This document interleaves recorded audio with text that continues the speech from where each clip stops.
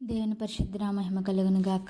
దేవుని వాక్యం వినిచిన ప్రేమైన సహోదరి సహోదరులకు దేవుని నామమున శుభాభివందనములు తెలియచేయుచున్నాము. ఈరోజు వేకుమన్న మార్చి 27వ తారీఖుది నీ స్వభావం యొక్క ప్రతిబింబము. నేను ఐగుప్తీయులను క్రూరమైన అధికారికి అప్పగించెదను, బలత్కారుడైన రాజు వారిని ఏలినను ప్రభువును సైన్యములకు అధిపతినగు యెహోవా సెలవిచ్చుచున్నాడు. ఇది చాలా భయమును కలిగించుచున్న వాక్యమే, అయితే ఇదెంతో నిజము.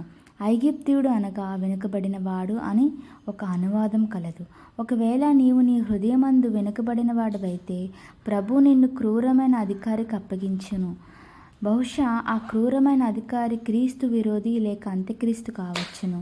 వెనుకబడిన వాడు యేసు ప్రభు రాకడలో విడిచిపెట్టబడును, మరియు క్రూరమైన అధికారి అతనిపైన అధికారం చెలాయించును.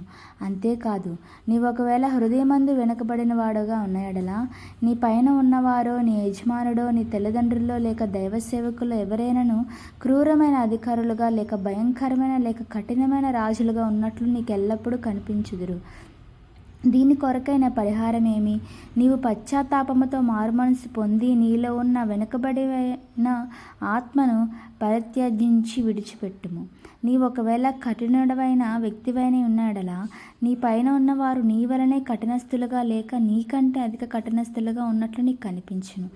ఒకవేళ నీవు కనికరం లేనివాడివై ఉన్నాడలా నీ చుట్టూనున్నవారు లేక నీ పైన ఉన్నవారు నీ ఎడల క్రూరంగా ఉన్నట్లు కనబడెదరు.